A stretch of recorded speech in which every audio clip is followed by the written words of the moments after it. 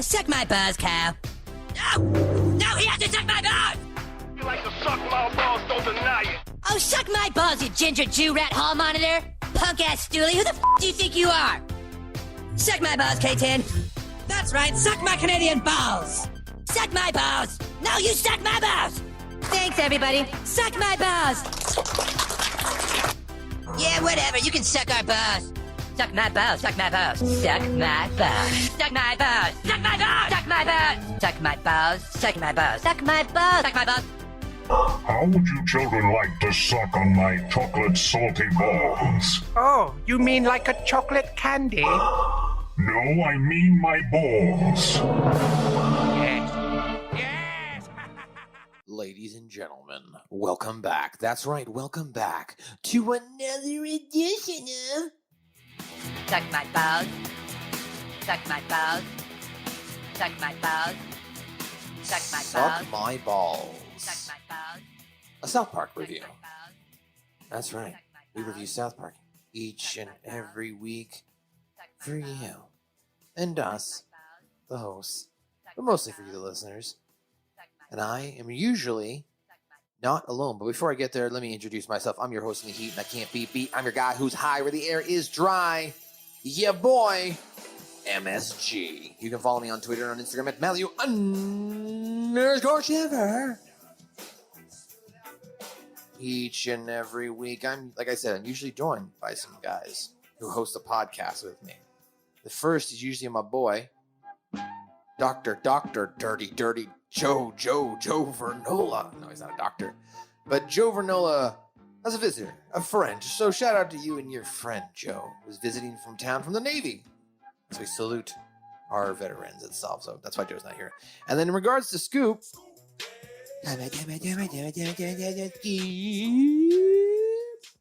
yeah, no, I saw him this morning. We went to the gym.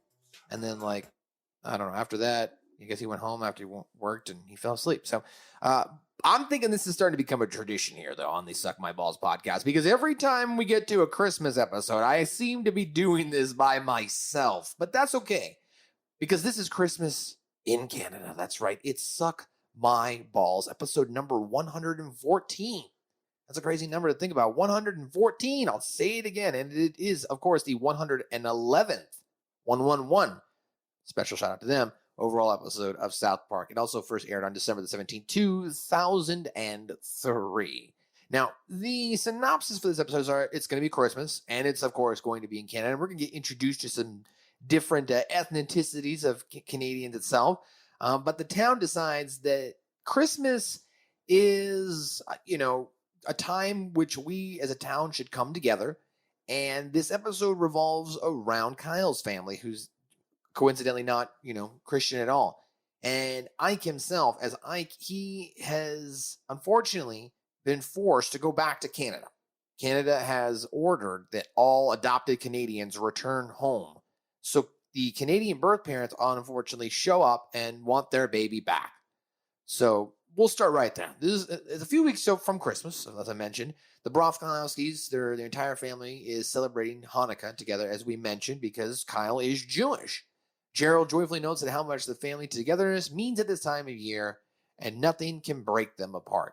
As a typical trope there in any type of a show, comedy, usually when somebody says, well, nothing can take us apart and we're great, then you know that immediately something is going to now take them apart. And that's exactly what happens. As seconds later, the doorbell rings, Gerald answers, and at the door is a Canadian couple who introduce themselves as Harry and Elise Gintz.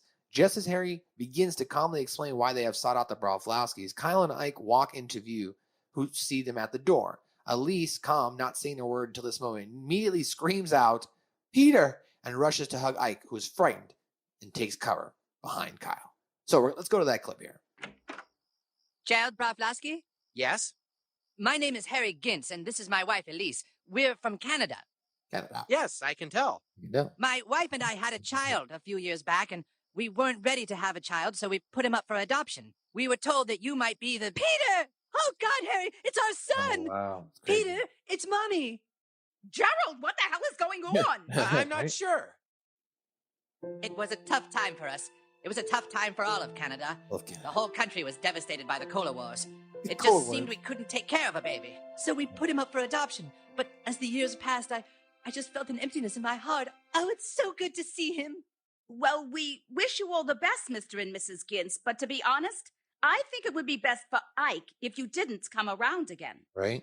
I don't think you understand. We didn't come to visit Peter. We came to take him back. What? We want to take Peter home to Canada. Canada. Are you crazy? Look, you gave Ike up. You can't just change your mind. Changing your mind is a Canadian custom that we hold quite dear. And besides, the new Canadian Prime Minister has issued a decree that all adopted Canadians must be returned home. The new Canadian Prime Minister? Look, Ike is our son now. He doesn't belong here. He belongs in Canada with his own kind. I think you better leave. Please don't make this any harder for Peter. Don't make this any harder for Peter. Yeah, no, don't make this any harder for everybody. You can't just show up and randomly say we're taking back our kid. I mean, I imagine this probably does happen, or at least maybe in other countries. I don't see it happening a lot too much here in the United States, but I'm ignorant on the situation as I'm a single guy who doesn't have any kids. So if there is, I don't know, shoot me an email, suckmyballspod@gmail.com, and let us know. But I would think that you can't just show up and be like, I'm going to take back my child that I gave up that's not legally mine anymore because I wasn't able to take care of that child when I gave birth. And now I am. I feel now that I am, so I have to get back my kid. So I get that, but still, you already gave it up, bro. Like, it's done. Like, and now Ike's in a good family with the, a very upper to middle class family itself, that being the Broflovskis, Gerald being a lawyer. Unfortunately, Gerald is going to try and pursue litigation, and the judge sides with the Canadian authorities that it's out of their hands because it's a decree from the Prime Minister that all Canadian children have to return home. So Ike, unfortunately, leaves the next day with his biological parents. Now, 2 weeks later, this goes by, Kyle notices his parents are steadily getting worse without Ike. Sheila walks around the house like a zombie, and Gerald cannot stop crying. Kyle attempts to get his friends to help him, but they, of course, have other things on their minds, as it's Christmas. Cartman selfishly believes that presents are more important. Stan is obsessed with the Christmas adventures that he may have this year, and Kenny, while he doesn't verbally explain why he doesn't want to help Kyle, may believe that he will die again if he does, as mentioned later in this episode. So in the wake of all this, as I mentioned at the top, South Park citizens decide that they're going to help the Broflovskis. They're going to aid them in their attempts to reach the Prime Minister and convince him to allow the return of Ike to America. So let's go into a couple clips here and let's react to that. No! Ike's not my little brother anymore? Gerald, do something! There's nothing I can do. Okay, so here's Ike now. Goodbye, Ike. He's in his little You- outfit. You're a good boy, huh? You remember all the things we taught you. Poor Ike.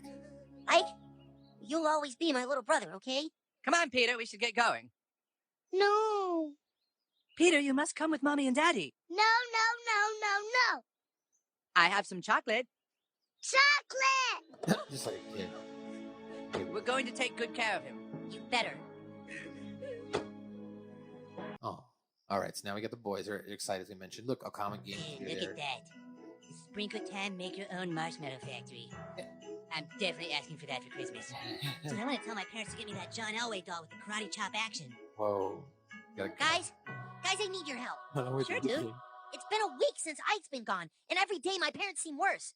I have to try to go to Canada and speak with the new Canadian Prime Minister, but I can't do it alone. We can't go to Canada, dumbass. It's Christmas.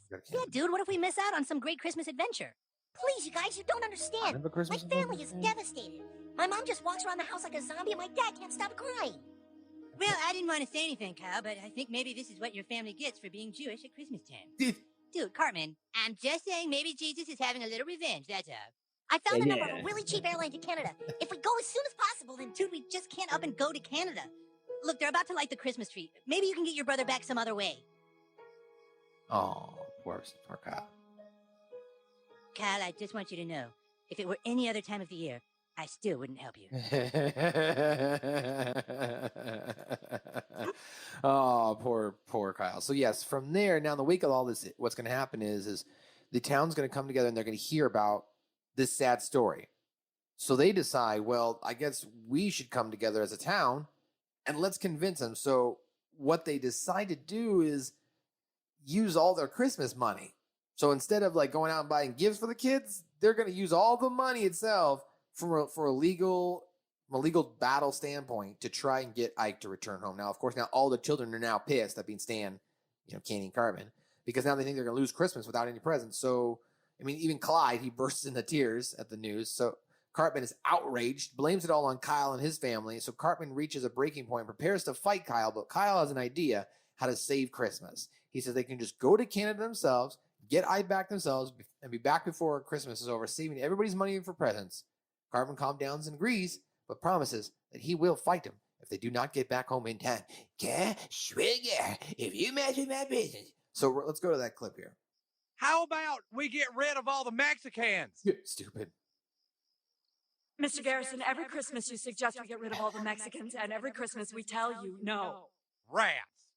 The Browflowskis need money to appeal their case to the new Canadian Prime Minister. What if this Christmas, instead of buying presents, we all use that money to give to the Browflowskis? Oh, no. Yeah, right. Like our parents aren't going to buy us presents for Christmas. That's a great idea, Chef. What? Yeah, who needs more stuff anyway? This Christmas we can do something that really matters. Oh. Yeah, don't get carried away. Then it's settled. This year we'll give all our Christmas money to the Broflovskis in hopes that they may someday have their child returned to them. Oh, no. No, this can't be happening. Here we go. Clyde's going to cry. You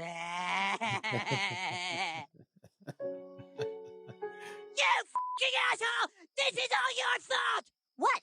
Everyone's gonna be charitable and give money to your family instead of buying Christmas presents! You fucking Jews ruined Christmas again! Whoa, Cartman! It wasn't enough for you people to kill Jesus! Now you have to kill Christmas too, huh? Cartman, calm down. Is that true? It's true, dude. Christmas is ruined. This is it, Kyle. You and me. We're throwing down. Right now. I'm sorry, you guys, but there is something we can do. We can go to Canada and see the Prime Minister, like I said. As he said. If we can change his mind before Christmas, then your parents won't have to give my family money. You really think if we go to Canada, we might still get Christmas presents? It's worth a shot. Come on, you guys, we can do this. Oh, all right, but we better not miss out on any great Christmas adventures. We'll get back in time for a Christmas adventure. Fine. But if it doesn't work, you and me are gonna have it out, Kyle. Once and for all. You and me, Kyle, are going to have it out once and for all. Man, what a shocker there. So as I mentioned there, now this revolves a little bit around Mr. Lou Kim himself too, as he is the owner of City Walk, obviously, and he's also the owner of City Airlines. So now they call up Mr. Lou Kim, which is run by City Airlines. Cartman and Kenny do not want to fly. The moment, though, of course, they're going to sing the single engine that they're expected to fly in. Cartman, though, because he does not trust the Cessna, and Kenny because he's, of course, afraid to die. Stan convinces them both by reminding them that they both cared about Christmas, and Cartman, who only cares about presents, exclaims, "Of course I care about Christmas," but then is forced to come. During the flight, the plane suffers mechanical trouble, not helped by the fact, of course, that Mr. Kim falls asleep and flies further than he intended. He parachutes out of the plane, leaving the four boys alone in it. It crashes in Canada, and they get out there completely unarmed. And then in Canada, they meet a bunch of Canadians, including Scott, who's a dick, and he hates both Americans and Canadians and vows to stop them from meeting the Prime Minister. So let's go to that clip. No business. Christmas time coming and nobody want to eat a Chinese food. Looks like I might as well close. Oh, boy, some business! Finery! Hello, City Walk, take an order, please. Oh, I must have the wrong number. We were trying to reach City Airlines. Oh, yes, just a moment, please. He turns the panel. Hello, City Airline, can I help you take an order, please? We need to go to Canada as soon as possible. Oh, Canada, okay, that's pretty far. Gonna cost a lot of money. Let's see. How many people? 4. Okay, 4 people, Canada, costs a lot of money. Gonna be about $6,500. How about $50? Yeah, $50. $50? You flying to Canada costs at least $3,000. $55. Yeah. Hey, stop wasting my time at $55. No way I'd take my plane to Canada for less than $1,000. Okay, $60. $62. Okay, Okay, meet me, Park County Airfield, Yellow Cessna, tail number 432G. got it. Never try to barter with a Chinese man. And you just give up your flight for something. We have exactly 52 hours before Christmas. That means we have to be back in 28 hours to still give our parents 24 hours to buy us presents. Synchronized watches on my mark. Mark. Hello, welcome, Shitty Airline. No. I am not flying in that thing. Why not? You're not gonna die, Kenny. Don't be stupid. You guys go get out. Kenny and I will stay here and watch the fort. No, you're both coming. Do you care about Christmas or not? Of course I care about Christmas. No, Christ on a stick. Here we go. Getting on the plane. Dude, it smells like Kung Pao chicken in here. Okay, welcome aboard Shitty Airline. This is your captain speaking. Looking about a 2-hour flight. I'll be turning on the seatbelt sign now. If your seats had seatbelts, this is the time you would fasten them. Please sit back, relax, and enjoy your shitty flight. No seatbelt. Enjoy your shitty flight.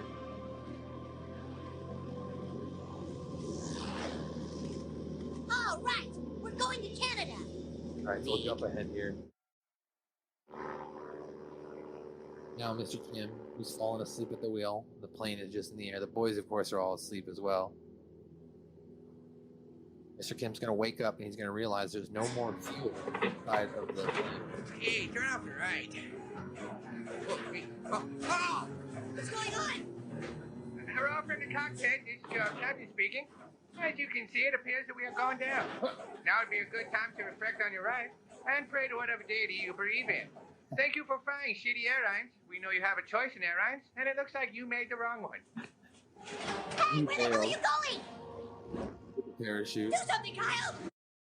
So now the kids are going to try and land the plane, and they crash. And as I mentioned, Scott the Dick then shows up. So he hates both Americans and Canadians. So now the boys decide, as they're moving along Canada, that they're going to travel through Canada. And they're asking, how do they get to the Prime Minister? And they're informed that the only way to Canada is to take the only road. It's the only road in Canada. As they're met by other plagued individuals of Canada who are not happy with the Prime Minister's law. There's a bounty named Rick who's forced to ride a sheep instead of a horse because his funding hasn't been cut. An unnamed French-Canadian mime who can no longer drink wine. And then this is weird. And a Newfoundlander named Steve who can no longer practice sodomy in Newfoundland. Steve points out to the boys' horror that they were heading, of course, in the wrong direction when they start. And the group sets to the capital in Steve's boat. So let's go ahead and play a little bit of that. I was showing that plane fell from the sky that we had in Hey, we're in Canada. Well, of course you are. And Canada Friends welcomes you. Here we go, Kim. Welcome, friends, to Canada. Canada Friends loves you. We're just like any other country without the big tattoo. We greet thee with pleasure, but one question, if we may. What brings you folks to Canada? Why are you here today? My adopted brother got taken back here to Canada, so we want to talk to the new Canadian Prime Minister about getting him back. His brother's here somewhere. The question is where? You must talk to the new Prime Minister and his brother home back there. We got him. Jesus Christ. Jesus Christ. What the hell is going on? Yeah. Who damaged our beloved Canadian land? Who's that? That's Scott. He's a dick. All right, let's jump forward here now. The new Prime Minister doesn't live in this part of Canada. He's in Ottawa. So how do we get to Ottawa? Oh, that's easy. You just have to follow the road. Which road? This is Canada. We only have one road. Follow the only road. Follow the only road. To go anywhere in Canada, you just follow the only road. There's only one road in Canada. We call it the road, the only road. Hip hip hooray, let's hear it for our road.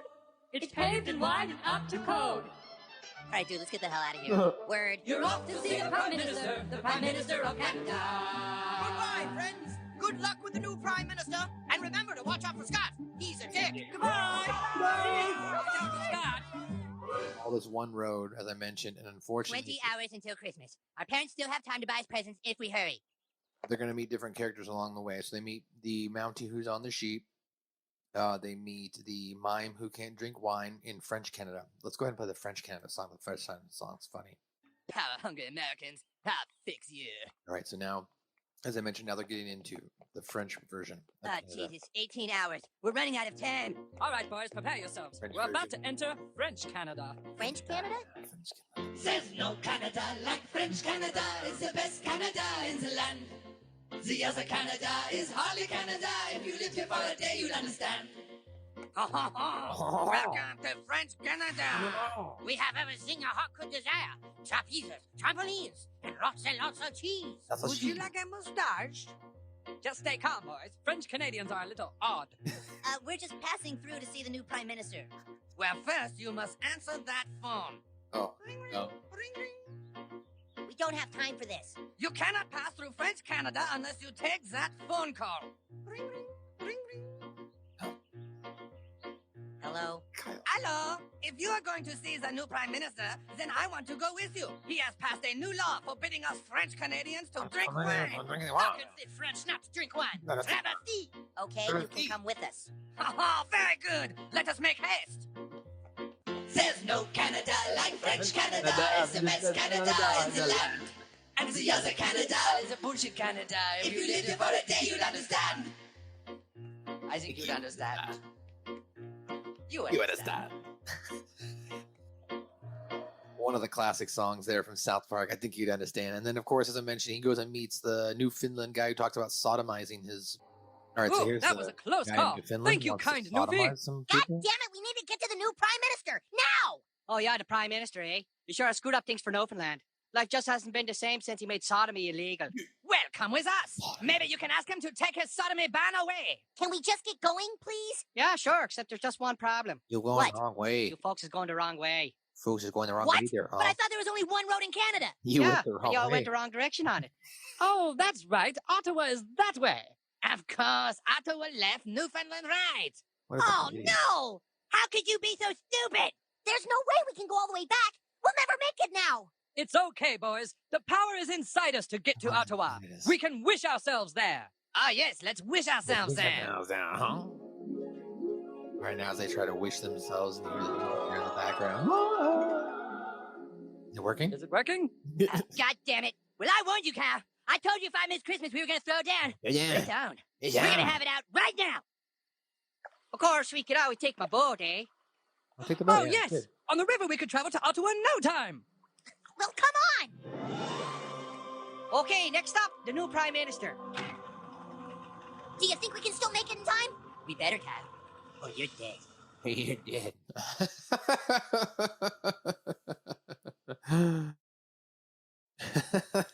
We back here. So, now that they're on the boat, at the center block of the Parliament buildings where the boys convince the guard to let them in by crying, the boys finally meet with the Prime Minister, who is a giant floating head, kind of a parody of Wizard of Oz here. Scott then arrives with the Ginses, and Scott and Kyle both appeal to the Prime Minister to support their separate views, with Kyle making an impassioned monologue about family that touches the Gins. The Prime Minister, however, is a brutal dictator and refuses to repeal his laws. To prove his point, he vaporizes Kenny, so as Kenny thought he would die, he did, and the Prime Minister rants. Then Stan also spots a curtain in the corner and pulls it back to reveal that the giant floating head is mechanically controlled by who? Well, let's find out in this clip. Family isn't about whose blood you have in you. Family is about the people who cared about you and took care of you. We're not the same blood, but I love my little brother. We've taken care of him because he needed us to. And that makes us more family than anything. That was a great speech, gang. But the answer is no. All of my new laws will stay in effect forever. Haha, you lose, Americans. Then I suppose us Mounties will never get our horses. And we won't get our wine. And we can't perform sodomy, eh? But why are you making such strange laws? I said go. Vaporize Kenny. Oh my god! They killed Kenny! You bastards. That's so What? What the hell is wrong with you? What kind of prime minister bases his decisions on hatred and takes away Mounties' horses and French people's wine? What the hell kind of prime minister are you anyway? I am the Prime Dan Minister reveals. of Canada. I can do whatever I... Uh-oh. Don't mind that guy hiding in the spider hole. He's just my friend. What the hell? Ha! That looks like Saddam Hussein. Saddam Hussein? Nah, relax, buddy. I'm not him. That explains everything. The new Prime Minister was Saddam Hussein, once again trying to take over our beloved Canada like he did before. Saddam Hussein? He was fooling us? Get him! Don't shoot. I want to negotiate. Hey, relax. Wait a minute. This means all the Prime Minister's new laws are null and void. We can have our horses back. And we can drink our wine. And I can sodomize me boys again. Sodomize my Young man, boys, you that is. must really care for Peter to have come all this way. Perhaps we were wrong to try and take Peter back. Yes, you He were. doesn't belong here. He belongs with his family. That's right. Peter, would you like to go back to your home in Colorado? Like, brother, that's cute. They hug each other. Oh,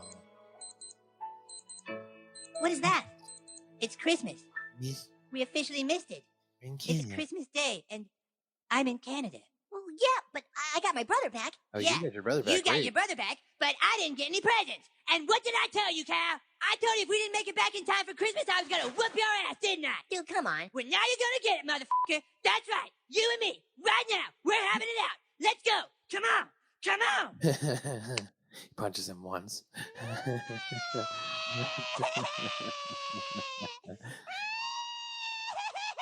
And that's how the episode ends, is Carmen just wailing and screaming and crying.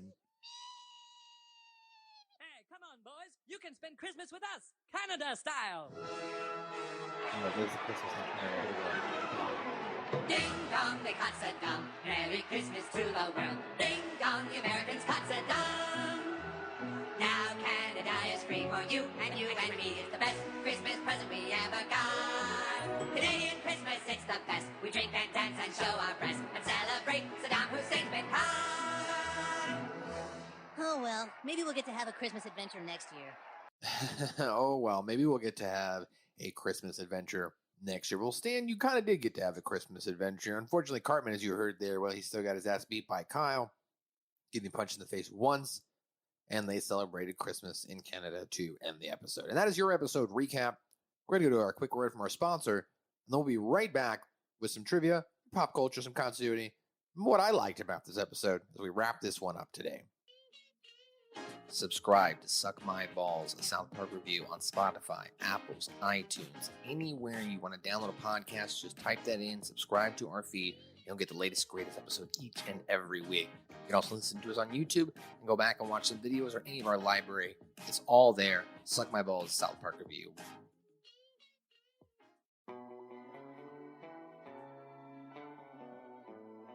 Hey guys, we just want to take this quick time out here just to recognize our sponsor. What's that? Well, who's our sponsor? Baked Boys Club. Baked Boys Club. The BakedBoysClub.com. The Baked Boys Club. That's right, the Baked Boys Club. You can use our code SuckMyBallsPod and you'll save how much, Joe? 20 motherfucking percent. 20. You heard it right. 20%. 20%. That's right. 20%. 20. That's 1/5 off your order just by typing in Suck My Balls Pod at thebakedboysclub.com. What does the Baked Boys Club have? Well, they've got hats, they've got shirts, they've got stickers, tons of different apparel. They've got mystery boxes, and if you use that code, according to Scoop, it brings it down to $49.95. So use Suck My Balls Pod code at thebakedboysclub.com. Baked Boys, not just a brand, a lifestyle. It's a lifestyle. That's right. It's a lifestyle. I may have been too big to do that. Attention, this is Mr. Mackey. You're listening to the Suck My Balls podcast. Okay. This is Eric Cutman from South Park, Colorado, and you're listening to Suck My Balls, a South Park review that's pretty cool. Welcome back once again. Shout out to our sponsor there, thebakedboysclub.com. Use our code SuckMyBallsPod and you'll save 20% off your order. The Baked Boys, not just a brand, it's a lifestyle. Let's talk about some trivia here. So in this episode, instead of the phrase bonjour, there's a couple times where the French Canadians say bullshit, but bullshit, bonjour, bullshit, but it's uncensored in French Canada because Comedy Central thought the French Canadian said bonjour. It's pretty funny. Kenny's first death after his return is in this episode following his absence from all of season 6, and then he doesn't die through all of season 7 until this episode. Mr. Segarrison suggests, as we heard a clip there earlier, that they get rid of all the Mexicans when asked how to help the Broflovski family. He suggested this for the first time in Mr. Hinky's The Christmas Poo during season 1. The 2001 Okama Games Fair is seen behind the window of the toy store that Stan, Eric, and Kenny are looking at. This is, of course, introduced in the episode Tally.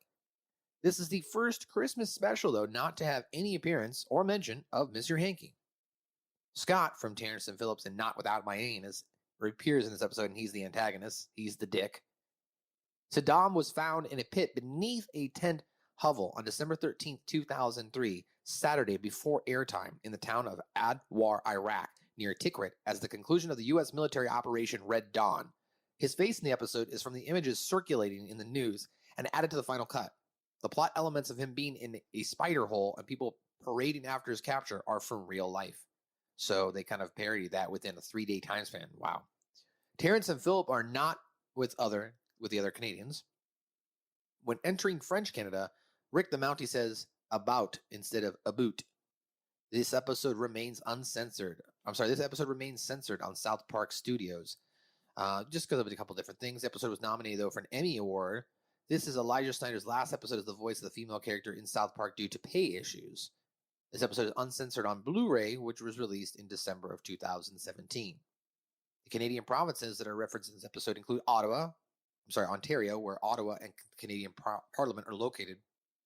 Quebec, the location that French Canada is based on, as it is the largest population of the Canadians of French descent and is located between Ontario and Newfoundland and Labrador? I don't know. Newfoundland and Labrador, the boys visit the island of Newfoundland. Steve, the Newfoundland's accent and being a fisherman is a reference to Newfoundland culture. Over half the population in Newfoundland are of Irish or English descent, which are heavily influenced Newfoundland English. The fishing industry is a major part of Newfoundland's economy. The only road to Canada that the boys were following was most likely the Trans-Canada Highway. Although Canada does in fact have more than one road, the Trans-Canada Highway is the only road which stretches all the way from one side of Canada to another. All right, let's get into some references to pop culture. As I mentioned there, much of the story is a parody of the classic film of Wizard of Oz. The boys follow the road, follow the yellow brick road, follow the only road, even down to Saddam Hussein with the giant head, the prime minister. Characters refer frequently to the new prime minister. Paul Martin had just taken office as prime minister just 5 days prior to the airing of this episode. So another, pop culture reference there. The musical cue that plays during the city walk scene where Mr. Kim is sad about not getting any business is named Greensleeves. The scene where the boys crash in the plane is shown in the New Zealand show Brotown episode I Still Call Australia Homo, when Wong Wong is watching South Park on his cell phone. I don't know what that means. The scene where the boys are staring into the window of the toy store with their noses pressed against it is a reference to the same scene from Tally. The scene itself is a reference to the scene in the film, A Christmas Story, where Ralphie and his pals are eyeballing the new toys that they want for Christmas. Yeah, there's a couple of different Christmas story references here as well. And the last couple things, this is Saddam's last appearance on the show. Saddam previously tried to take over Canada and Terrence and Phillips Not Without My Anus, though that plan was foiled, as he is seen here, the new Prime Minister of Canada, only to be foiled again. So that is your trivia, pop culture, and references. Kenny only had one line this episode, so still no what did Kenny say, as he says, I don't want to die when they're getting on the plane, and then unfortunately he did die. So that's what Kenny said. As far as what I thought about this episode, for a Christmas episode, this is a stronger Christmas episode in my opinion.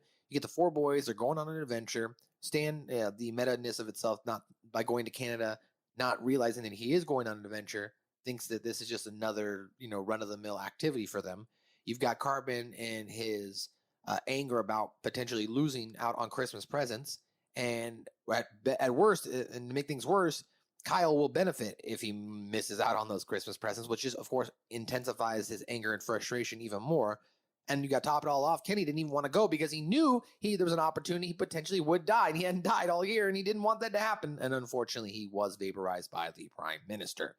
So as far as a Christmas episode, there wasn't too much Christmas in-your-face elements. It was there. It's kind of the backdrop and why they're there. It's a stronger episode, in my opinion, for a season finale, especially considering the other Christmas episodes served at some of those season finales.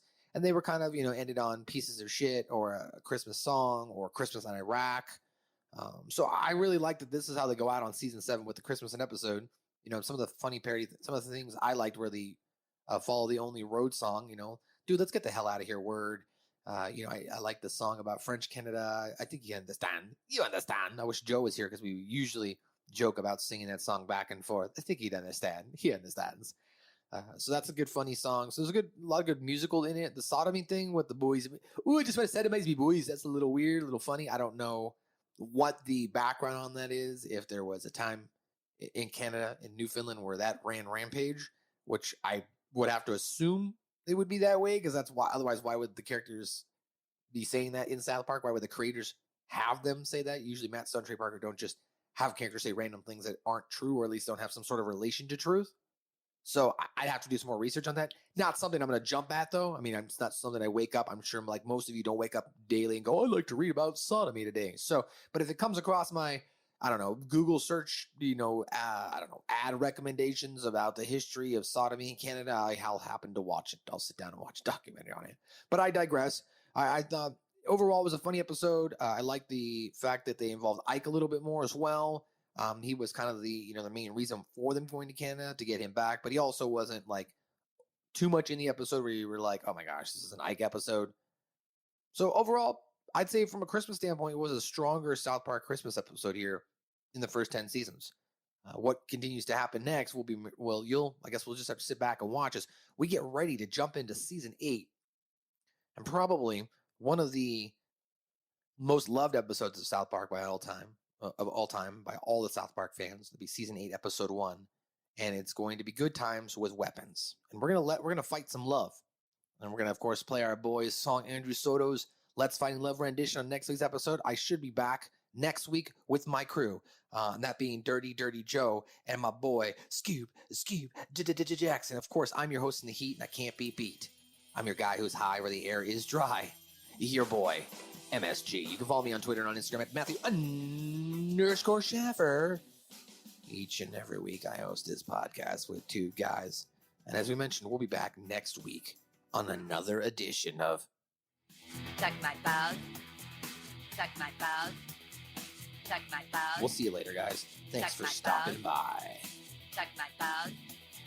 Suck my balls. Suck my balls. Suck my balls. Suck my balls. Suck my balls. Suck my balls. Suck my balls. Suck my balls. Suck my balls.